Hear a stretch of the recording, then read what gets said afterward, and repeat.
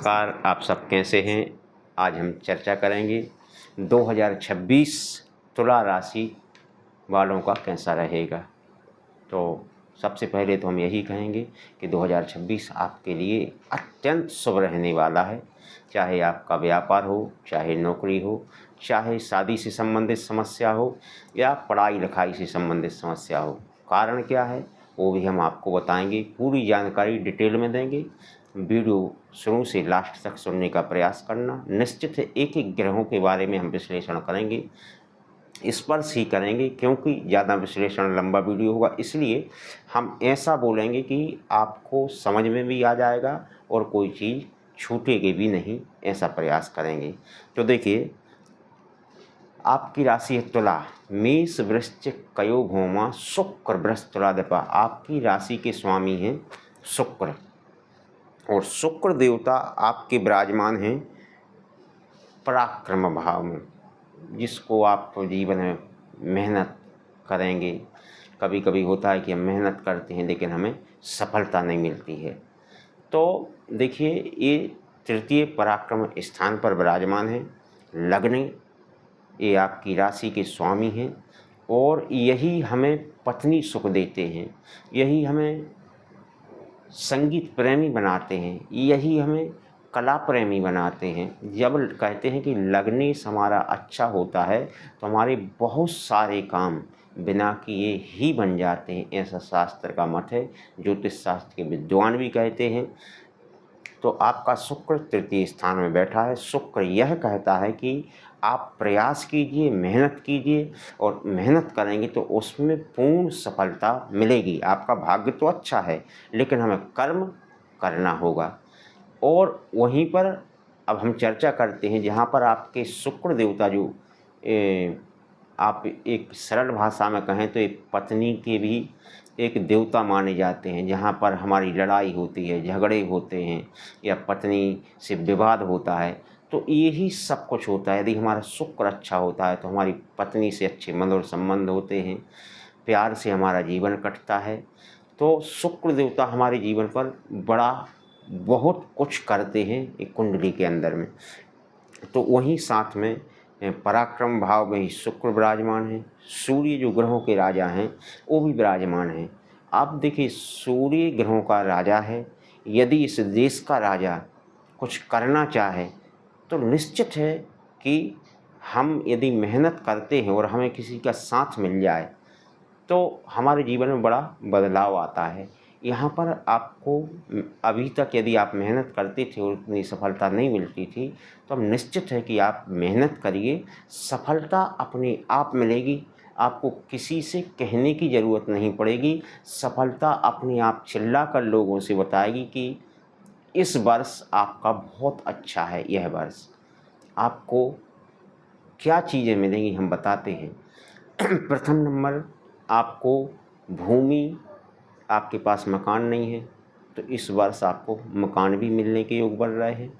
यदि आपके पास गाड़ी नहीं है तो इस वर्ष भी नई गाड़ी आपको प्राप्त हो सकती है। दूसरी चीज़, यदि आपके पास आप पढ़ाई करते हैं, किसी प्रकार की आपको पढ़ाई में दिक्कत आती है या अच्छे अंक नहीं आ रहे हैं, तो यह वर्ष आप मेहनत करते रहिए। निश्चित है कि हर वर्ष से आपको अंक भी अच्छे मिलेंगे।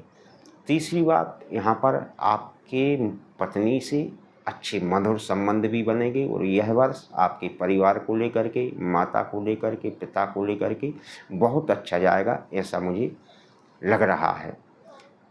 चर्चा करते हैं पंचम स्थान की। आपके पास विद्या बुद्धि का ये स्थान है। ये बहुत अच्छी बुद्धि तो आपको मिलेगी, लेकिन ध्यान रखना, यहाँ पर राहु बैठने से क्या होता है, कभी कभी हम बुद्धिमान तो हैं लेकिन हम बहुत अच्छा काम करना चाहते हैं लेकिन वो हम गलत काम कर देते हैं। तो इस प्रकार से कुछ संयोग बनेंगे। तो आप ध्यान रखना, कोई भी कार्य करते हैं तो बहुत सोच समझ कर ही करना, उससे आपको लाभ मिलेगा।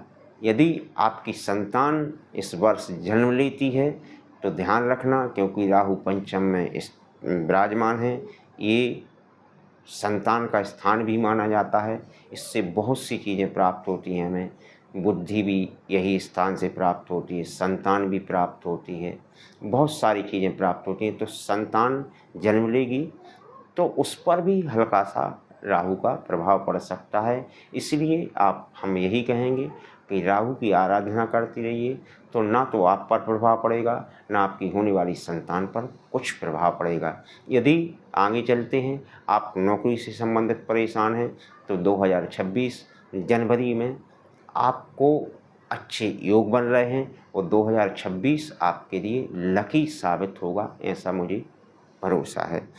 अब चलते हैं सबसे अच्छी जगह पर, जो सबसे अच्छा आपको फल देगा, गुरु। क्योंकि जितनी भी बातें हमने बोली हैं वो सब डिपेंड करती हैं हमारी बुद्धि के ऊपर, और यहाँ पर गुरु देवता आपके विराजमान हैं 9वें स्थान पर, भाग्य स्थान पर विराजमान हैं। तो निश्चित है कि आपको ये सद्बुद्धि देंगे, और जब सद्बुद्धि देंगे तो आप अच्छे सारे कर्म करेंगे तो आपको निश्चित है कि अच्छा ही फल मिलेगा। हाँ, ध्यान ये देना है कि आप जो भी धन कमाएंगे वो सोच विचार के कमाएंगे, क्योंकि हम इसलिए कह रहे हैं एकादश भाव में केतु बैठे हैं। अब ये भाव जो होता है 11वां भाव जो होता है आय भाव होता है। आपको आय तो बहुत अच्छी होगी, लेकिन आय के मार्ग अलग अलग होते हैं जीवन में। ध्यान देना दोस्तों, कभी भी धन कमाना, कम कमाना, लेकिन वो धन अच्छा होना चाहिए, अच्छी जगह का होना चाहिए, तो हमारी संतान अच्छी होती है और संतान सुखी रहती है। यदि वही धन हमने करोड़ों रुपये उल्टा सीधा करके कमा लिया तो धन कभी काम नहीं आता। तो हम सबसे यही कहेंगे, पैसे कमाना ही हमारा जीवन का एक धर्म है, कमाना चाहिए परिवार के लिए, लेकिन वही कमाना जो कमाने लायक है। फालतू का धन कभी इकट्ठा मत करना, नहीं तो आपने संसार में देखे होंगे नतीजे, वो धन किसी काम का नहीं होता है। इसलिए आप अपनी बुद्धि से काम लेंगे तो निश्चित है कि आपके पास वही धन आएगा जो आपको जीवन में काम आ सकेगा। कुंडली में बहुत कुछ होता है, सारी जानकारी आपको हम नहीं दे सकते। यदि इससे अधिक जानकारी चाहिए तो हमारा नीचे नंबर चल रहा है, उस नंबर पर आप हमसे कॉल कर सकते हैं, आपको जानकारी दी जाएगी। आज के लिए इतना ही। अब आपसे हम अगली वीडियो मिलेंगे। इजाज़त चाहेंगे। नमस्कार, जय श्री राम।